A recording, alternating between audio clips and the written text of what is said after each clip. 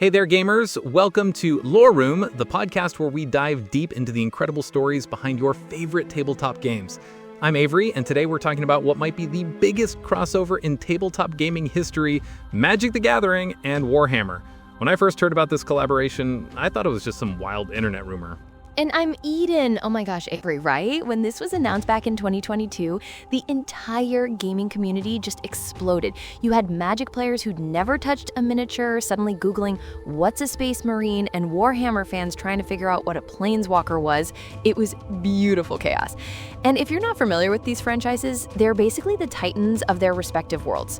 So seeing them come together was like, imagine if Marvel and DC did a proper crossover movie. Exactly. So let me break this down for anyone new to either of these worlds. Magic the Gathering is this massive collectible card game that's been around since 1993 with over 50 million players worldwide. It's all about building decks, casting spells, and being this powerful wizard called a Planeswalker who can travel between worlds. Meanwhile, Warhammer is this tabletop miniatures game where you're building armies, painting incredibly detailed models, and commanding them in strategic battles. And the lore? Oh man, the lore is grimdark perfection. Yes, and that's what made this collaboration so fascinating, because these are two completely different gaming experiences that somehow shared this huge overlap in their player bases.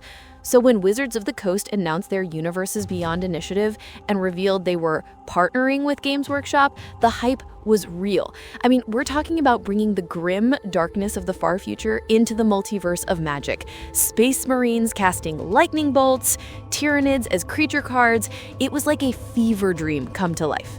And the execution was actually incredible. So they released 4 Commander Decks. That's this popular multiplayer format in Magic where you build 100 card decks around a legendary creature.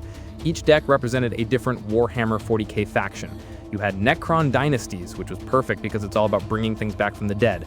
Forces of the Imperium, that's your Space Marines, focused on creating tons of token creatures. Tyranid Swarm was all about ramping up and playing huge creatures that devour everything. And the Ruinous powers, that's chaos, all about powerful spells and chaotic effects that could completely flip the game. What I loved about these decks is how they actually captured the feel of each faction. Like, if you've ever played against Necrons in 40k, you know how they just keep getting back up. And the Magic deck totally captured that with reanimation effects. Plus, they also did secret layer drops featuring art from other Warhammer settings like Age of Sigmar and Blood Bowl. The community response was mixed at first. Some Magic purists were like, keep your sci-fi out of our fantasy card game.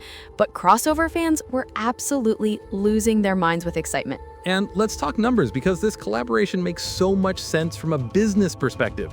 Magic generated over $1 billion in revenue in 2023 alone, while Warhammer pulled in $675 million with a much smaller but incredibly dedicated player base. Warhammer players are committed. A single army can cost hundreds or thousands of dollars.